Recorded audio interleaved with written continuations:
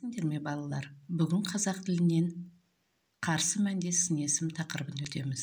Сабағымыздың мақсаты қарсы мәнде сын есімдерді білу. Балалар, енді бейне жазбаға көңіл аударайық.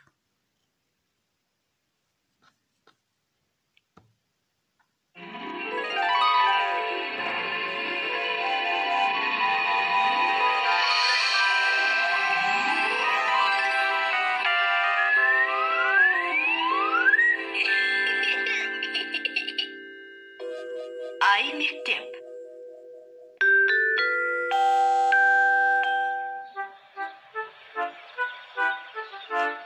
Аға, қазір қай тақырыпта жаттығамыз?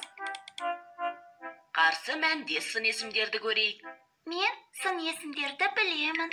Олар заттың түрін, түсін, пішінін, дәмін, басқа да түрлі белгілерін білдіріп, қандай, қай деген сұрақтарға жауап береді. Мысалы, үлкен, қызыл, дәмді алма. Жарайсың. Мұны білгенің жақсы. Ал енді үлкен, дәмді сөздеріне қарама-қарсы мағыналы сын есімдерді білесің бе? Иә, үлкен алмаға кішкентай алманы, дәмді алмаға дәмсіз алманы қарама-қарсы мағыналы деуге болады. Мәне, осындай мағыналары бір-біріне қарама-қарсы сын есімдерді қарсы мәнде сын есімдер деп атайды. Аға, қызыл және жасыл сөздері бір-біріне қарсы мәнде сын есімдер ме? Жоқ, Даны. Түс атауларының ішінде ақ пен қара ғана қарсы мәнде сын есімдер болады. Ал қалғандары осы екеуінің арасындағы түстер болып есептеледі. Түсінікті. Ендеше, мына тапсырманы орындайық. Әр суретте бейнеленген екі нәрсенің бойындағы қарама-қарсы сын есімді тауып, айтуымыз керек. Қоян қорқақ, арыстан айбатты.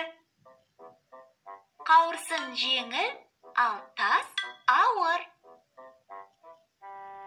Піл үлкен, ал тышқан кішкентай.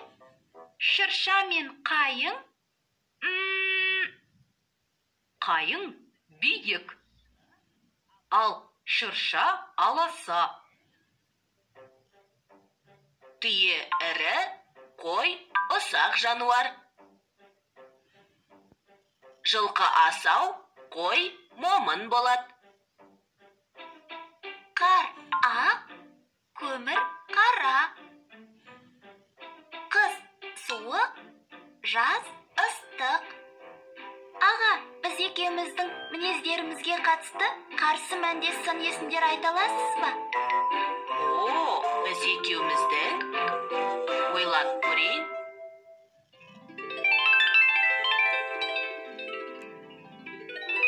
Қайталайық.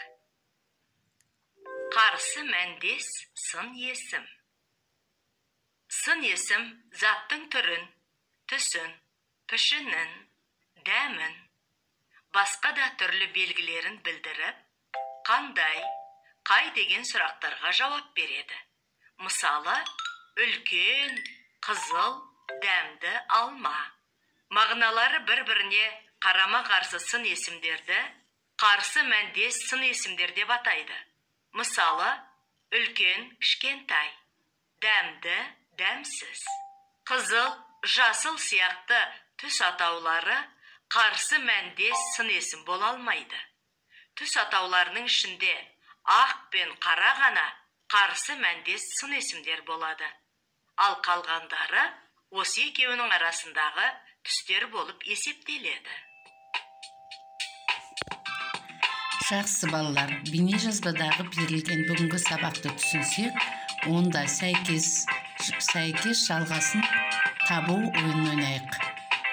Балалар, ойынның шарты екі бағанда сөздер беріледі. Бірінші бағандағы сөздерді екінші бағанмен сәйкестендіреміз. Яғни қарсы мәндес сын есімдерді табатын боламыз. Сыпайы.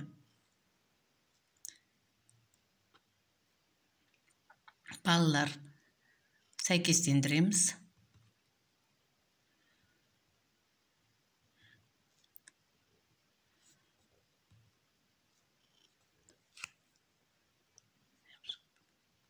Шыншыл. Дұрыс. Шыншыл. Жақсы балалар. Адал. Дұрыс. Әдемі.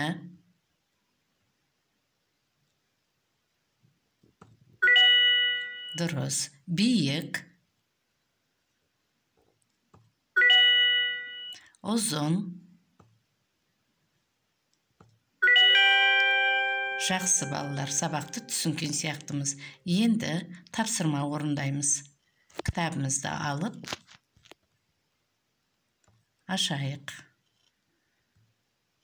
Бірінші 39-шы жаттығу мақал мәтелдің қатесін түзеп жазамыз. Екінші тапсырма 41-ші жаттығу. Берілген сын есімдерді қатыстырып, сөйлем құрап жазасыңдар. Балалар, тапсырманы мұқият орындайық.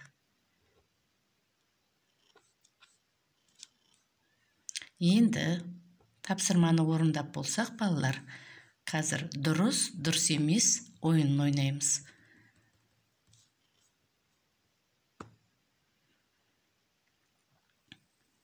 Ойынның шарты, балалар, сұрақтарға жауап береміз. Дұрыс, дұрыс емес екенін айтамыз. Сын есім заттың түрін, түсін, пішінін, дәмін, басқа да түрлі белгілерін білдіреді. Дұрыс жауапты белгілейміз.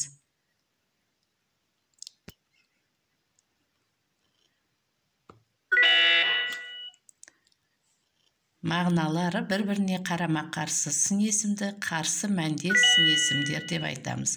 Дұрыс. Түс атауларының ішінде ақ пен қара ғана қарсы мәнде сын есімдер болады. Ойланып, дұрыс жауапты белгілейміз. Жақсы балалар. Мыналар қарсы мәнде сын есімдер. Ірі, үлкен, кең, биік. Ойланып, дұрыс жауапты белгілейік. Жақсы балалар. Дұрыс жауаптарды белгіледіңдер. Енді бүгінгі сабағымыз аяқталды. Қош сау болыңыздар.